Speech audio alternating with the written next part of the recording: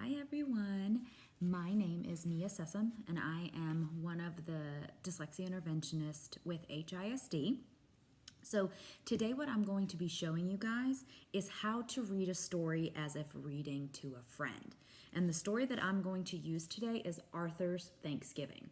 You can use any story, any book. You can use a newspaper clipping, you can use a magazine, a comic book, you can use any types of stories. During dyslexia interventions, we have certain stories that are chosen for us, so these are some of the strategies that we do with those stories. But this is an example for something that you can do at home with any books or stories that you have. So, during dyslexia intervention, we read our stories 3 times. We read once for accuracy, we read the second time for punctuation, where we pay attention to the punctuation marks. And we read a third time for intonation. So, when reading as if you're reading to a friend, we read for intonation. So, in order for you to be able to do this at home, I feel like it would help a little bit if I explained what that meant. So when we're reading for intonation, that means that we are putting emphasis on certain words when we're reading so that we don't sound robotic. So it sounds a little bit more automatic and fluent, like we would be if we were just talking to each other. So for example, the example that I like to use with my kids is I'll pick up a piece of paper or a book or something, and I will usually say, okay guys, so when we're listening to a story being read, whether it's in the classroom or anywhere, I always ask them, I say, okay, would you want me to read like this? The whole school filed into the auditorium, said the kids when the lights went out. I said, or I would ask them that, and then I would read that again, and I would say, or would it be more interesting if I read it like this? The whole school filed into the auditorium. Ooh, said the kids when the lights went out. Shh, said the teachers as the curtains went up.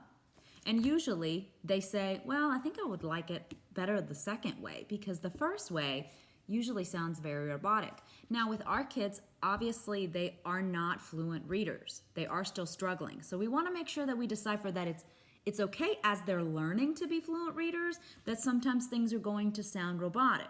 But as we learn more concepts and as we get more fluent in reading, we need to try to make sure that we're reading with intonation so that we aren't sounding like robots. But as we get to that point, it's okay. Okay?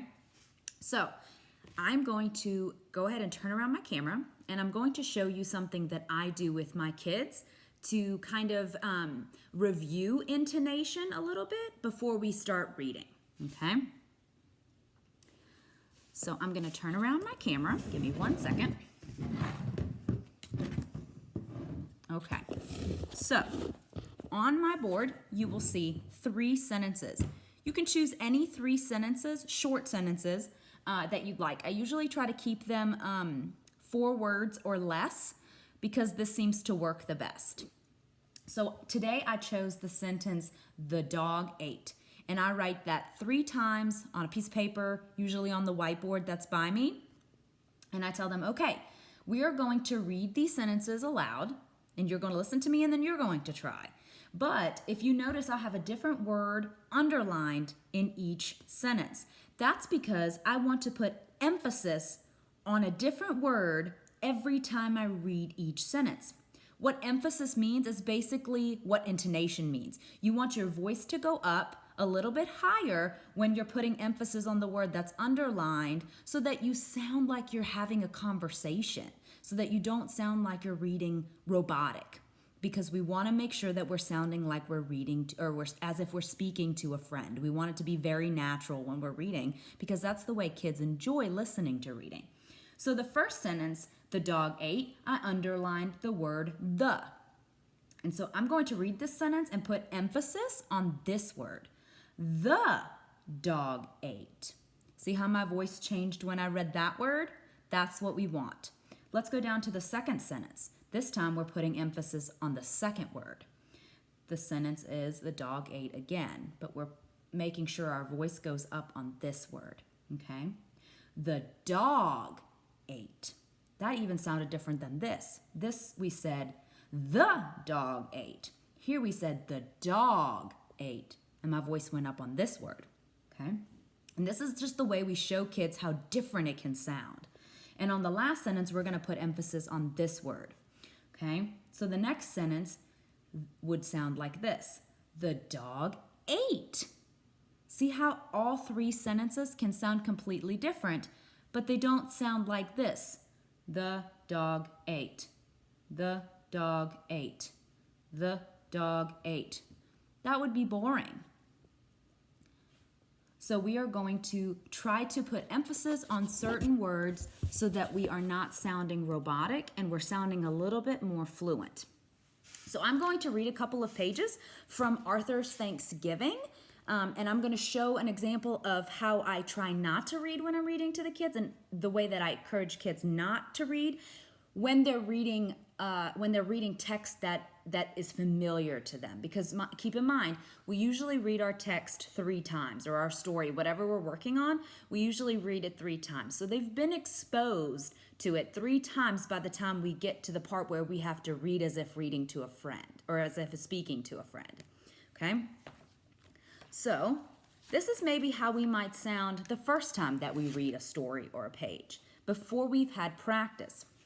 Arthur's class was so quiet, you could hear a pin drop. Mr. Ratburn was about to announce the director for the Thanksgiving play, The Big Turkey Hunt. Arthur chewed his pencil. So that's the way our story might sound at first, which is okay, because we become more fluent as we go. But by our third read, we usually know what this page is saying. So that time, I always tell them, okay, now we're going to read for intonation. We're going to read as if we're speaking to a friend. We want it to be really, really smooth and not robotic. So this time, I'm going to read it as if speaking to a friend, and I'm going to put emphasis or intonation into some of the sentences that I read. Arthur's class was so quiet, you could hear a pin drop. Mr. Ratburn was about to announce the director for the Thanksgiving play, The Big Turkey Hunt. Arthur chewed his pencil. I hope he picks me, whispered Francine. They all held their breath. I've chosen Arthur to direct the play, said Mr. Ratburn. He handed Arthur the script. Me? The director? Said Arthur. Oh no, grumbled Francine. This is going to be a disaster. Arthur's first job as a director was to assign parts. The narrator would have the most to say, but the turkey, the symbol of Thanksgiving, had the most important role of all. Secretly, Arthur was glad he wouldn't have to be the turkey, but who would play that part? So that's just a little example of how to help your kiddos read at home as if speaking to a friend, making it sound a little bit more automatic, a little bit more fluent, not as robotic, okay? So I hope you guys enjoy this video and you give it a try at home.